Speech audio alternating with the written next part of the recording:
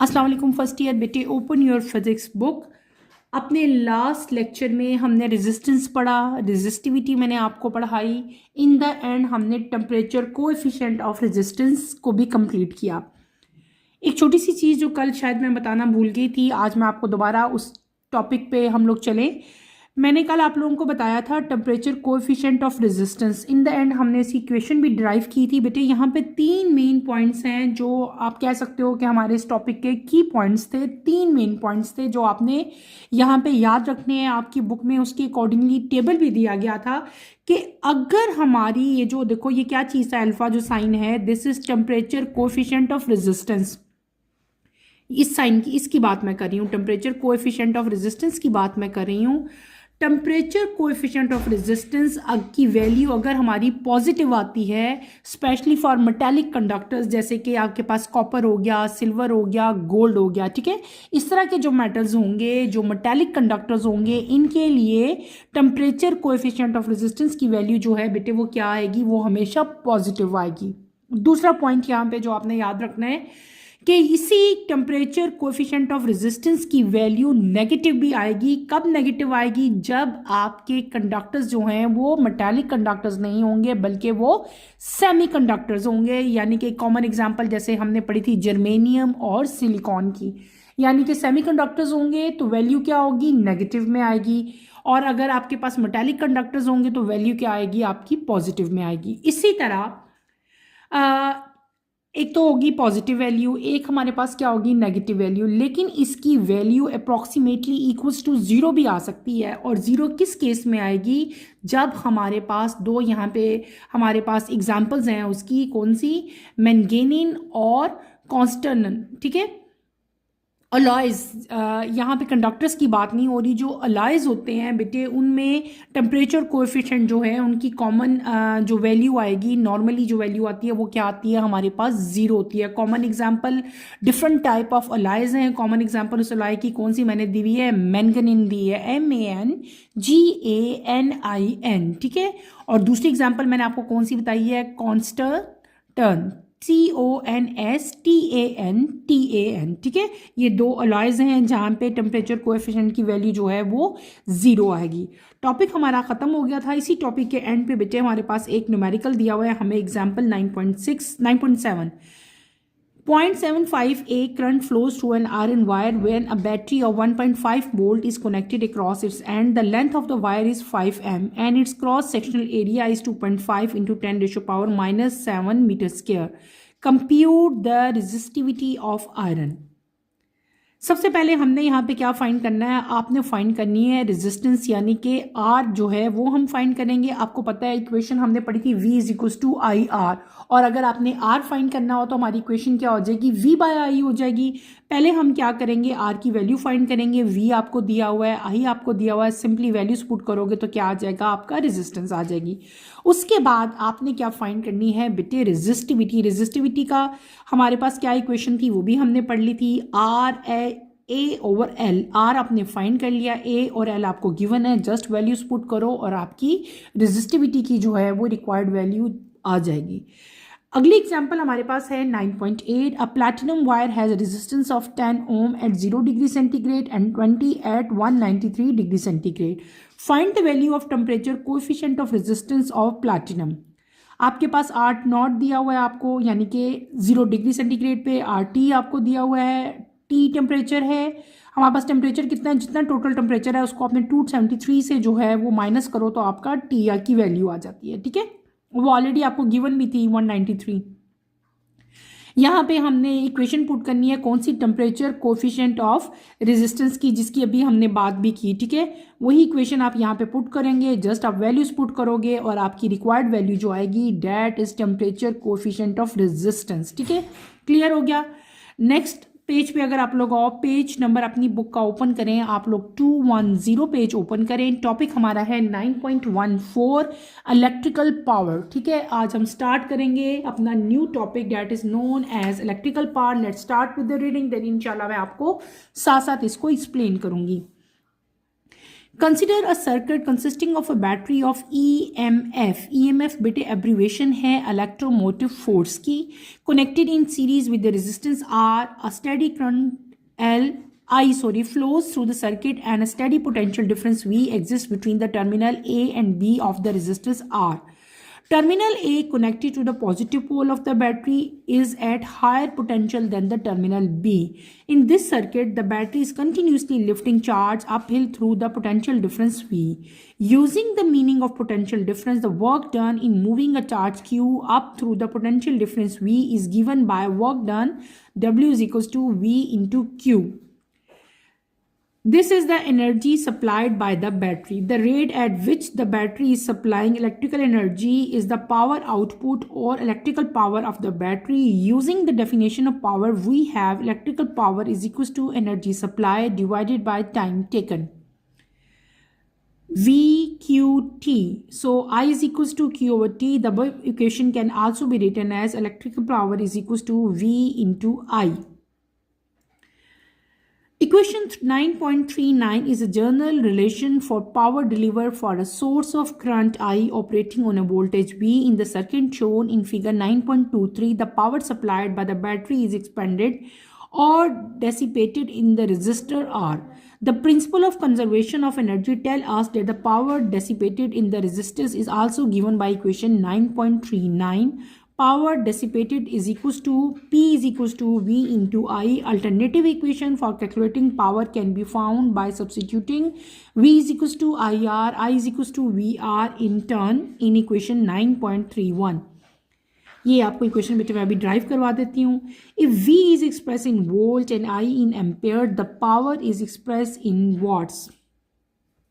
हमने जो अगला टॉपिक अभी जिसकी मैंने रीडिंग की, डैट इज इलेक्ट्रिकल पावर या इलेक्ट्रिकल पावर भी आप कह सकते हैं या पावर भी कह सकते हैं, इट्स अप टू यू. दोनों ही वर्ड जो हैं दोनों की प्रोनाउंसिएशन बेटे सेम है. इलेक्ट्रिकल पावर हम पढ़ेंगे. Let start. मैं आपको इसको जो है पूरा एक नोट की फॉर्म में सारा एक्सप्लेन करती हूँ, साथ साथ मैं इक्वेशन ड्राइव करवाती हूँ. हम क्या पढ़ रहे हैं आज? Electrical power. ठीक है, यहाँ पे हम लिखते हैं electrical power, POWER. What is electrical power? Electrical power को किसी भी बैटरी की जो इलेक्ट्रिकल पावर है उसको आप लोग किस तरह से डिफाइन कर सकते हैं? Rate at which the battery is supplying electrical energy. ठीक है, इस तरह से आप इसको लिखोगे. आपकी बुक में इसकी डेफिनेशन भी दी हुई है. क्या डेफिनेशन दी हुई? The rate at which battery is supplying electrical energy. वो रेट जिस पे बैटरी जो है आपको इलेक्ट्रिकल एनर्जी सप्लाई करती है उसको हम लोग क्या कहते हैं? इलेक्ट्रिकल पावर कहते हैं. इलेक्ट्रिकल पावर को आप लोग किस तरह से राइट करोगे mathematically? Electrical power is equals to energy supplied divided by time taken. ठीक है, ये है इसकी इक्वेशन. हम आगे सी को ड्राइव करेंगे, इसी को पढ़ेंगे. मैंने आपको क्या बता दिया? What is electrical power? The rate at which the battery is supplying electrical energy is the energy, या आप सिंपल कह सकते हो इज द पावर आउटपुट और electrical power of the battery. ठीक है, और इसको हम राइट कैसे करेंगे? Electrical power is equal to energy supplied by time. और इसे आप राइट कैसे करोगे? हम इसको राइट करेंगे VQ बाय T. ठीक है, और आपको पता है हमने पहले पढ़ा हुआ है कि I जो है यानी कि जो करंट है वो किसके इक्वल होता है? Q ओवर T के इक्वल होता है. इसका मतलब हुआ कि Q बाय T की जगह मैं क्या लिख सकती हूँ? I भी लिख सकती हूँ ना. तो मैं यहाँ पे क्या पुट कर दूंगी? VI पुट कर दूंगी. यानी कि जो इलेक्ट्रिकल पावर है वो किसके इक्वल होती है? V इंटू I के इक्वल. क्लियर हो गया ना? इलेक्ट्रिकल पावर किसके इक्वल होगी? V इंटू आई के इक्वल. V इंटू आई कैसे आ गया? I किसके इक्वल था? Q ओवर T के. तो मैंने Q ओवर T की जगह क्या पुट कर दिया? I पुट कर दिया. ठीक है, तो हमारे पास जो अबव इक्वेशन हमारी जो अब बन गई वो क्या बन गई? V इंटू आई बन गई. इसी चीज़ को फर्दर बेटे हम एक्सप्लेन करने के लिए क्या करेंगे? हम यहाँ पे लेंगे अच्छा, ये तो हमने पढ़ लिया इलेक्ट्रिकल पावर. ठीक है, अब आपने क्या करना है? हमने एक सर्किट जो है वो कंसिडर करना है. कोई भी सर्किट जो है आप कंसिडर करो, पहले मैं उसकी डायग्राम ड्रॉ करती हूँ, देन मैं आपको उसको एक्सप्लेन करूँगी। हम क्या कंसिडर करेंगे, एक सर्किट, ठीक है। मैं सर्किट ड्रॉ कर रही हूँ, आप लोग मेरे साथ इसको ड्रॉ करें सर्किट को। यहाँ पे हम लोग क्या लगाएंगे, बैटरी, ये पॉजिटिव टर्मिनल हो जाएगा, ये इसका नेगेटिव टर्मिनल होगा, ठीक है। इसको नीचे और यहाँ से इसको हम लोग क्लोज कर देंगे। यहाँ पे रेजिस्टेंस R, इसको इसके साथ ज्वाइन कर दोगे, ठीक है। और दिस इज नोन एज, इसको हम लोग क्या कह देंगे, V। ये क्या हो जाएगा हमारा V, आपको नजर आ रही, ठहरो मैं इसको थोड़ा सा ऊपर करूँ, क्लियर है। ये क्या हो जाएगा, यहाँ पे ये हमारा करंट होगा इस डायरेक्शन में, ठीक है। ये क्या हो जाएगा E, यानी कि इलेक्ट्रिकल पावर। ये क्या चीज़ हो जाएगा आपका रेजिस्टेंस R। ये क्या हो जाएगा V, और ये क्या चीज़ है A, और ये क्या हो गया आपके पास B। अब इसी डायग्राम को बेटे मैं एक्सप्लेन करती हूँ, अभी आप लोग वरीड नहीं हो, ठीक है। ये मैंने क्या बना दिया, ये मैंने एक जो है सर्किट की डायग्राम जो है, circuit consisting of a battery, ये पूरा सर्किट है जिसमें हमारे पास एक बैटरी जो है वो भी गिवन है, और बैटरी जो है वो इलेक्ट्रिक मोटिव फोर्स की, और इसको हमने ज्वाइन किया है किसके साथ, सीरीज़ के साथ। अगर आपको याद हो, आपने 9th-10th में पढ़ के आए हो सीरीज़ कनेक्शन और पैरेलल कनेक्शन, तो यहाँ पे जो बैटरी है ये कनेक्टेड है इन सीरीज़ विद रेजिस्टेंस R। ये जो R है दिस इज रेजिस्टेंस है, और यहाँ पे स्टेडी करंट यानी कि I जो है वो फ्लो हो रहा है थ्रू द सर्किट, और जो पोटेंशियल डिफरेंस है वो दो टर्मिनल, एक टर्मिनल बेटे A है, एक टर्मिनल जो है वो B है। तो A और B के दरमियान में जो दो टर्मिनल्स हैं, यानी कि A टर्मिनल और B टर्मिनल के दरमियान में एक स्टेडी पोटेंशियल डिफरेंस जो है वो एग्जिस्ट कर रहा है। ये पोटेंशियल डिफरेंस V जो है, और ये पोटेंशियल डिफरेंस किस रेजिस्टर का है, रेजिस्टर्स यहाँ पे जो है उसको मैंने किससे राइट किया, कैपिटल R से। कैपिटल R क्या हो गया हमारे पास, रेजिस्टर हो गया। ये क्या हो गया आपके पास, दो टर्मिनल्स हो गए। V क्या हो गया, पोटेंशियल डिफरेंस हो गया, क्लियर हो गया। इन शॉर्ट बेटे हम ये कह सकते हैं कि ये जो डायग्राम आपको नज़र आ रही है इसमें एक स्टेडी फ्लो हो रहा है किसका, करंट का। पोटेंशियल डिफरेंस V जो है वो एग्जिस्ट कर रही है between terminal A and B of the resistor R। Is that clear. आगे हम चलें तो जो टर्मिनल A है बेटे, यहाँ पे टर्मिनल A जो है ये एट हायर पोटेंशियल है as compare to terminal B, ठीक है। और जब हम लोग डेफिनेशन करते हैं पोटेंशियल डिफरेंस की, तो पोटेंशियल डिफरेंस की क्या डेफिनेशन हमने की थी लास्ट लेक्चर, मैंने आपको बताया भी था। Potential difference is the amount of work done in moving a charge delta Q up through potential difference V, ठीक है। तो यहाँ पे जो हमारे पास पोटेंशियल डिफरेंस आएगा, जो V आएगा वो किसके इक्वल होगा, V is equal to delta W by delta Q। V क्या चीज़ है यहाँ पे, पोटेंशियल डिफरेंस है। पोटेंशियल डिफरेंस मैंने क्या बताया अभी कि पोटेंशियल डिफरेंस जो है ये अमाउंट ऑफ वर्क डन होता है in moving a charge Q। तो इसको जब हम मैथमेटिकली इसकी इक्वेशन लिखेंगे पोटेंशियल डिफरेंस की, तो कैसे लिखेंगे, V is equal to delta W over delta Q, ठीक है। और अगर आपने यहाँ से वर्क डन फाइंड करना हो, हमने डेल्टा W अगर हम फाइंड करेंगे तो वो किसके इक्वल हो जाएगा, ये दोनों क्या हो जाएंगे, मल्टीप्लाई हो जाएंगे, V डेल्टा Q आपके पास आ जाएगा, ठीक है। और इलेक्ट्रिकल पावर को हम यहाँ पे सिंपली ऐसे भी लिख सकते हैं कि P इज इक्वल टू, ये जो P है ये किसके इक्वल हो जाएगा आपका, P is equal to delta W over T के इक्वल भी हो जाएगा, ठीक है। तो हमने क्या पढ़ लिया बेटे, अब हमारे पास इन द एंड हमारी जो इक्वेशन आई थी डेट इज इलेक्ट्रिकल पावर। ऊपर जो मैंने आपको इलेक्ट्रिकल पावर की डेफिनेशन करवाई थी और मैंने आपको इलेक्ट्रिकल पावर बताया था, तो इलेक्ट्रिकल पावर हमारी किसके इक्वल आई थी, ELEC, इलेक्ट्रिकल पावर किसके इक्वल आ गई थी, ये आ गई थी V इंटू आई, ठीक है, इसके इक्वल आई थी हमारी। इसी को ये एक जनरल रिलेशनशिप है, power deliver from a source of current I, ठीक है, on operating a voltage V, ठीक है। ये जो हमने सर्किट ऊपर बनाया है, यहाँ पे क्या हो रहा है कि पावर जो है वो सप्लाइड हो रही है बाय द बैटरी, और ये एक्सपैंड भी हो रही है और डेसिपेटेड भी हो रही है इन द रेजिस्टर R, जो मैंने ऊपर डायग्राम बनाई है, according to law of conservation of energy. Law of conservation of energy क्या होती है कि energy can neither be created not destroyed, लेकिन एनर्जी जो है वो एक फॉर्म से दूसरी फॉर्म में जो है वो कन्वर्ट हो जाती है। तो यहाँ पे जो पावर डेसिपेटेड होगी उसको हम लोग कैसे लिखेंगे, ये इलेक्ट्रिकल पावर है, पावर डेसिपेटेड भी ऐसी ही होगी, बिल्कुल सेम यही उसके लिए भी इक्वेशन हम यूज करेंगे, पावर डेसिपेटेड वो किसके इक्वल हो जाएगी, वो हमारी हो जाएगी P is equals to V into I, वो भी सेम ये रहेगी। अब हम क्या करेंगे, यहाँ पे हम अल्टरनेटिव इक्वेशंस यूज़ करेंगे फॉर कैलकुलेटिंग पावर। ठीक है, पावर हमारे पास हमने क्या करना है, मैंने आपको क्या बताया, अल्टरनेटिव क्या करेंगे, इक्वेशंस यूज़ करेंगे पावर को कैलकुलेट करने के लिए बाय सब्सटीट्यूटिंग। हम 2-3 वैल्यूज़ यहाँ पे मैं पुट करूँगी। एक वैल्यू हम पुट करेंगे V is equals to I R, दूसरी हम पुट करेंगे I is equals to V over R। ठीक है, कौन सी इक्वेशन में, जो हमारी ऊपर इक्वेशन आई थी ना, ये जो अभी मैंने आपको बताई है, power dissipated is equals to V into I, और ऊपर भी हमने ये की थी V इंटू आई, ये V इंटू आई जो स्टार्ट में मैंने करवाया था, इसी वैल्यू में हम लोगों ने V की और I की वैल्यूज पुट करनी है। तो हमारे पास क्या इक्वेशन आई थी, P is equals to V into I. अब क्या मैंने आपको कहा कि V की और I की वैल्यूज पुट कर दो, ये V की वैल्यू है, ये I की वैल्यू है। यहाँ पे इस इक्वेशन में मैं V की और I की वैल्यू पुट करूंगी, तो आपकी इक्वेशन क्या बन जाएगी, V की वैल्यू क्या है I into R, multiply by I की वैल्यू क्या है V ओवर R। ऐसे ही है ना, ये देखो P is equals to V into I था। अब मैंने आपको क्या कहा कि यहाँ पे आपने V की और I की वैल्यूज पुट कर देनी है। V और I की वैल्यूज मैंने पुट की तो मेरी ये इक्वेशन बन गई। ठीक है, यहाँ पे आप क्या हो जाएगा, हमने जब ये वैल्यूज पुट कर ली, या सिंपली आप यहाँ पे सिंपल अभी अब V इज इक्वल, ये आपकी क्या था V इंटू आई है ना इक्वेशन आपकी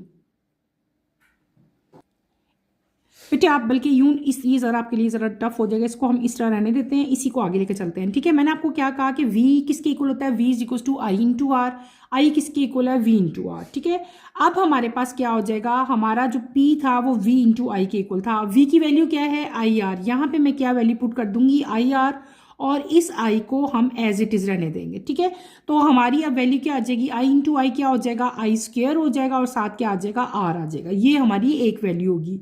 दूसरी, अगर इसी को एक और वैल्यू में हम सब्स्टिट्यूट करें, अब देखो V को वैसे ही रहने दो आप लोग, और I की वैल्यू पुट कर लो। I की वैल्यू क्या है, I की वैल्यू है V ओवर R। ठीक है, I की वैल्यू क्या है, हमारे पास V ओवर R है ना, यहाँ पे देखो ये I is equal to V over R, तो मैंने I की जगह I की वैल्यू लिख ली है। अब हमारी इक्वेशन क्या बन जाएगी, ये बन जाएगी V स्क्वायर ओवर R। ठीक है, अब और इससे पहले हमने ये भी पढ़ा था कि P किसके इक्वल होता है, P is equal to V into I. अब हमारे पास अगर आप देखे जाओ तो हमारे पास पावर की जो पावर डेसिपेटेड है किसी भी रजिस्टर में, उसकी 3 इक्वेशंस आ गई हैं। हमारे पास कितनी इक्वेशंस आ गई हैं, 3 इक्वेशन आई हैं। पहली इक्वेशन कौन सी आई है, P is equal to V into I. दूसरी इक्वेशन हमारे पास क्या आ गई, P is equal to I square R. ठीक है, और तीसरी हमारे पास क्या इसकी बेटे आ जाती है, जो इक्वेशन है जो हमारे पास रिक्वायर्ड, वो क्या आ जाएगी, P is equal to V square over R। ठीक है, क्लियर होगी।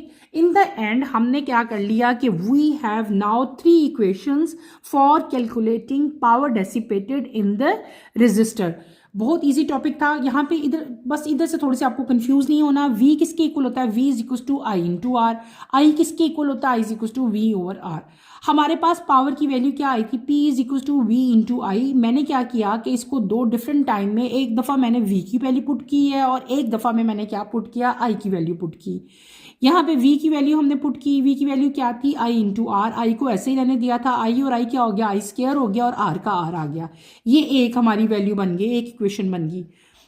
दूसरी इक्वेशन में मैंने क्या किया, V को एज इट इज रहने दिया। अब पहले V की वैल्यू पुट की थी ना, अब V को वैसे ही रहने दिया। अब I की वैल्यू पुट कर लिया। I की वैल्यू क्या थी, V over R।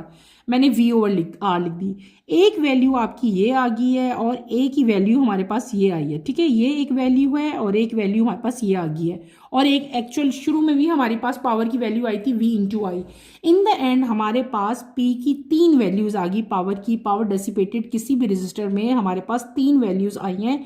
P V into आई के इक्वल भी होता है, P आई स्क्वायर आर के इक्वल भी होता है, और P जो है वो V स्क्वायर ओवर आर के इक्वल भी होता है।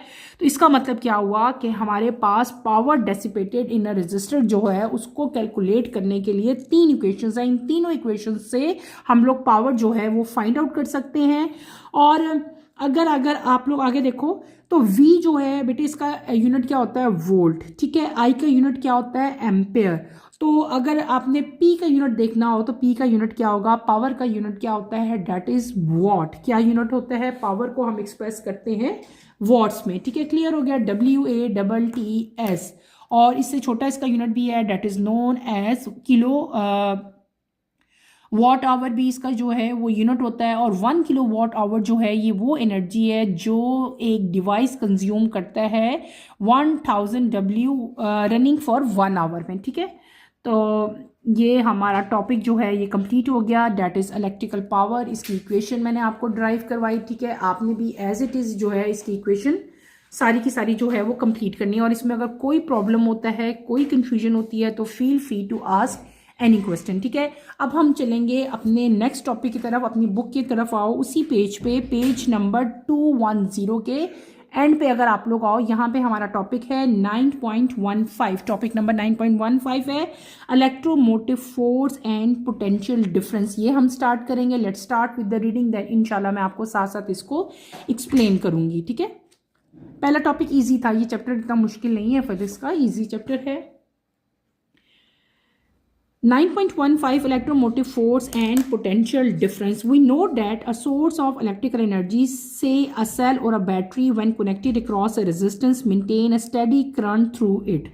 The cell continuously supply energy which is dissipated in the resistance of the circuit. Suppose we have a steady current has been established in the circuit. A charge Q passes through any cross section area of the circuit in time t. During the course of motion, this charge enters the cell at its low potential and leaves at its high potential end. The source must supply energy W to the positive charge to compel it to go to the point of high potential. The EMF E of the source is defined as the energy supplied to a unit charge by the cell.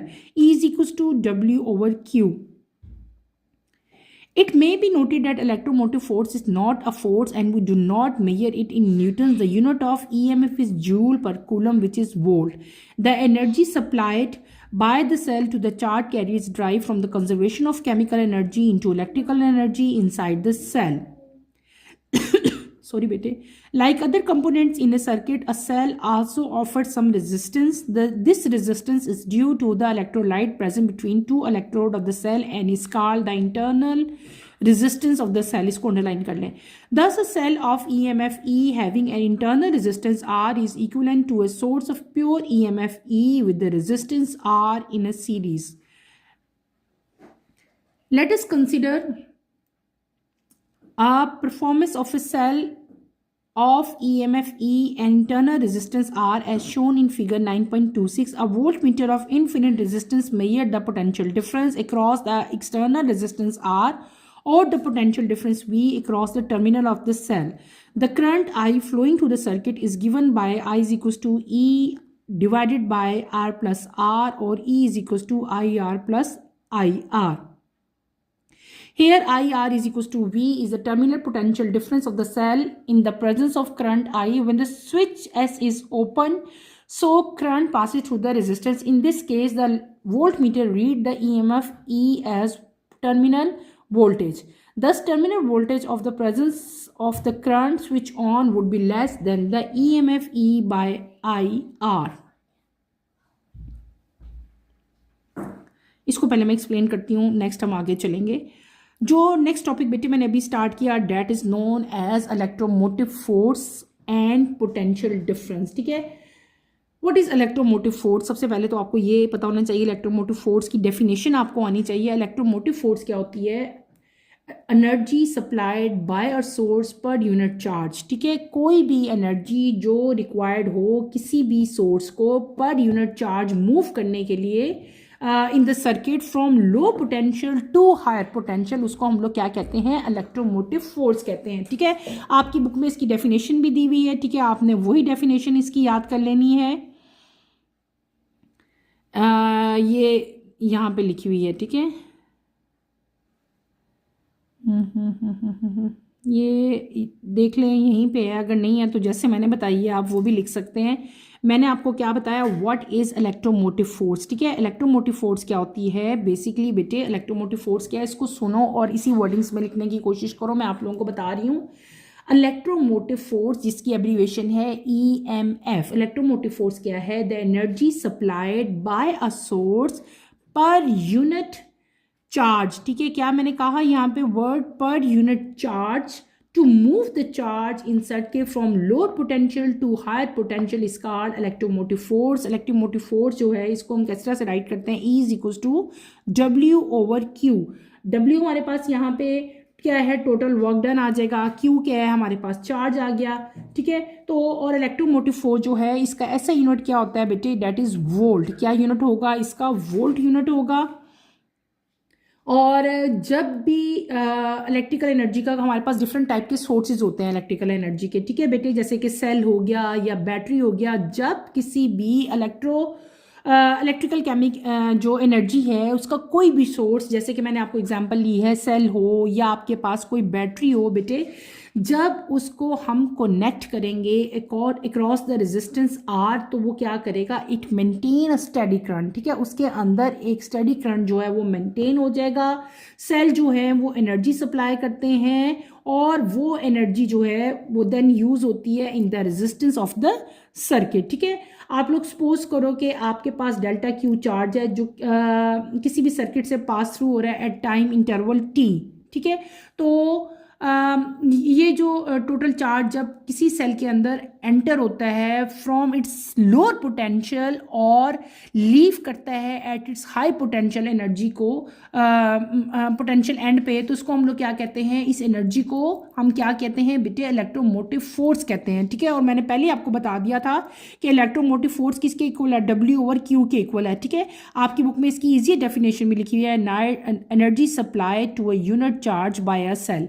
तो यही simple आपने यहाँ पे जो है इसकी explanation लिखनी है, इसकी डेफिनेशन लिखनी है और इसकी ये इक्वेशन लिखनी है। और जो EMF है, इलेक्ट्रोमोटिव फोर्स है बेटे, इसका यूनिट कौन सा होता है, इसका यूनिट होता है वोल्ट। और वोल्ट किसके इक्वल होता है, जाहिर सी बात है, ये क्या है, वर्क डन, वर्क डन का यूनिट क्या है, जूल। और ये क्या है आपका चार्ज, चार्ज का यूनिट क्या है आपका कूलम। तो जूल पर कूलम जब हम यूनिट को इनको करें डिवाइड, तो हमारे पास जो यूनिट आएगा इलेक्ट्रोमोटिव फोर्स का वो क्या होगा, that is equal to volt. Clear हो गया। इसके बाद यहाँ पे एक और चीज़ है, that is known as internal resistance. मैंने आपको कहा था उसको आप लोग अंडरलाइन भी करें। व्हाट इज इंटरनल रेजिस्टेंस, वो रेजिस्टेंस जो कोई भी इलेक्ट्रोलाइट बेटे ऑफर करता है प्रेजेंट बिटवीन टू इलेक्ट्रोड, ठीक है। दो इलेक्ट्रोड के दरमियान में जो रेजिस्टेंस होता है बाय इलेक्ट्रोलाइट, ठीक है, और जिसकी वजह से आयंस का फ्लो होता है, उसको हम लोग क्या कहते हैं, internal resistance of the cell कहते हैं। और इसको हम लोग स्मॉल r से जो है डिनोट करते हैं, स्मॉल r से इसको हम लोग जो है राइट करते हैं, ठीक है। क्लियर हो गया। कैपिटल R जो है वो तो सिंपल रेजिस्टेंस है, जो स्मॉल r है वो क्या है, that is known as internal resistance. दोबारा डेफिनेशन बता रही हूँ, आपकी बुक में भी डेफिनेशन लिखी हुई है।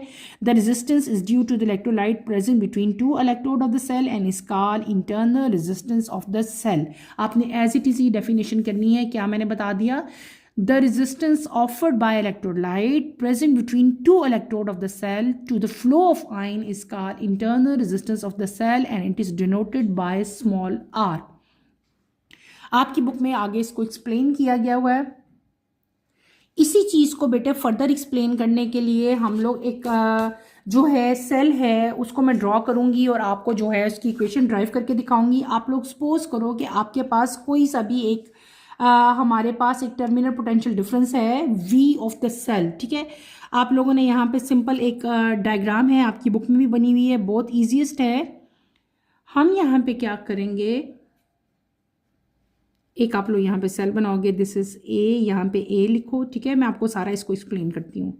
ये हमारी बैटरी होगी, पॉजिटिव एंड नेगेटिव टर्मिनल, ये रेजिस्टेंस R हो जाएगा यहाँ पे, इसको नीचे यहाँ पे लेके जाओ, ठीक है।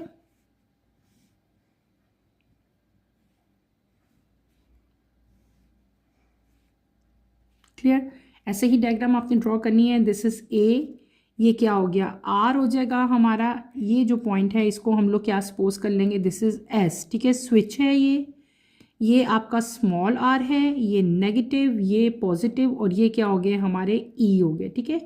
और यहाँ पे इसको हमने क्या चीज़ अप्लाई करनी है, वोल्टेज वी, इसको आपने इसके साथ ज्वाइन कर लेना। ये हमारी रिक्वायर्ड डायग्राम है। अब इस डायग्राम को मैं आपको एक्सप्लेन करूँगी।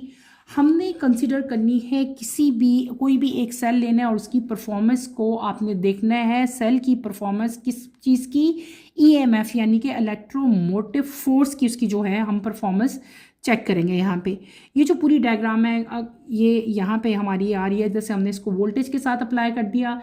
यहाँ पे हमारे पास इंटरनल रेजिस्टेंस स्मॉल आर भी जो है मैंने शो किया, ये स्मॉल आर जिसको मैंने भी आपको बताया था, that is known as internal resistance. ये हमारे पास क्या है, इंटरनल रेजिस्टेंस है।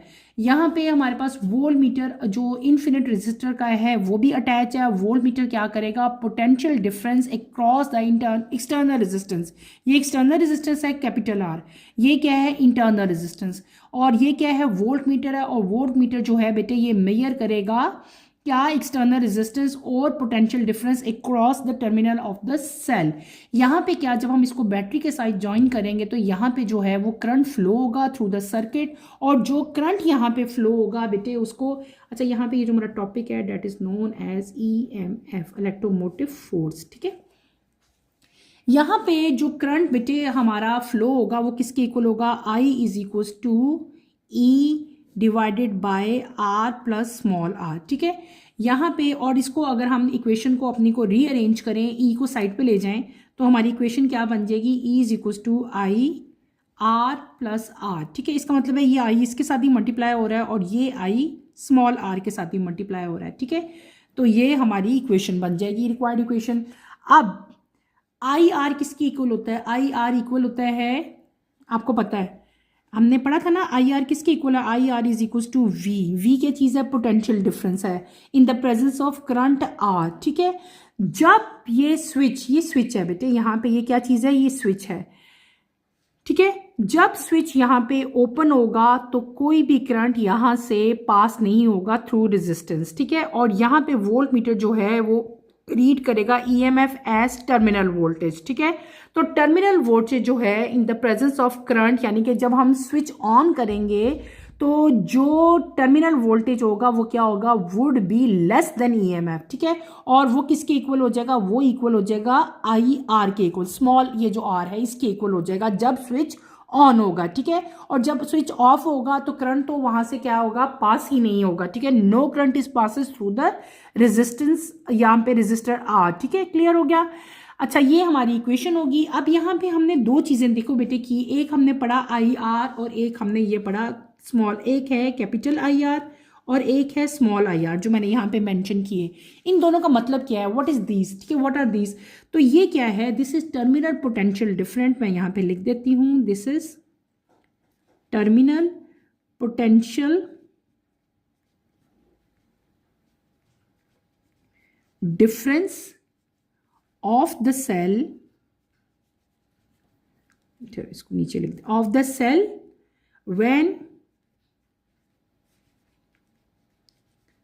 करंट इज फ्लोइंग, जब करंट फ्लो करेगा इन द सर्किट, ठीक है। और जो स्मॉल आर है यानी कि आई आर है, ये किसके इक्वल है, this is potential difference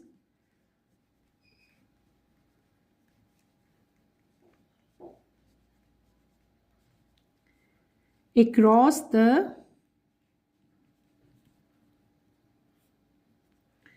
internal resistance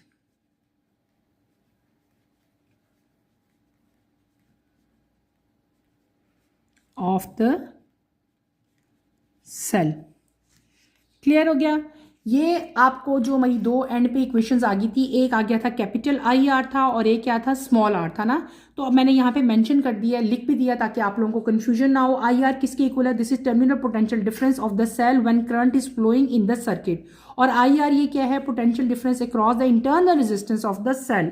दो रेजिस्टेंस हमने यहाँ पे डिफरेंट शो की थी, एक स्मॉल आर था और एक कैपिटल आर था। ये क्या था, इंटरनल था और ये क्या था हमारे पास, एक्सटर्नल था। क्लियर हो गया। बेटे इसको आपने अच्छी तरह से स्टडी करना है। अभी हमारा टॉपिक कंटिन्यू हुआ है, ये ख़त्म नहीं हुआ। इसको इंशाल्लाह मैं कमिंग लेक्चर में कंप्लीट करूँगी। अभी इसको हम लोगों ने कम्प्लीटली ख़त्म नहीं किया, मैंने सिर्फ पेज नंबर 211 तक आपको पढ़ाया है। इसको ही हम आगे जो है नेक्स्ट लेक्चर में कंटिन्यू करेंगे। नेक्स्ट लेक्चर की नोटिफिकेशन के लिए आप चैनल को शेयर करें, लाइक करें और सब्सक्राइब करें, और मुझे यहीं पे इजाज़त दें। इंशाल्लाह कमिंग लेक्चर में आपसे दोबारा मुलाकात होगी। टिल देन अल्लाह हाफिज़ फर्स्ट ईयर, टेक केयर बेटे, अपना ख्याल रखिएगा।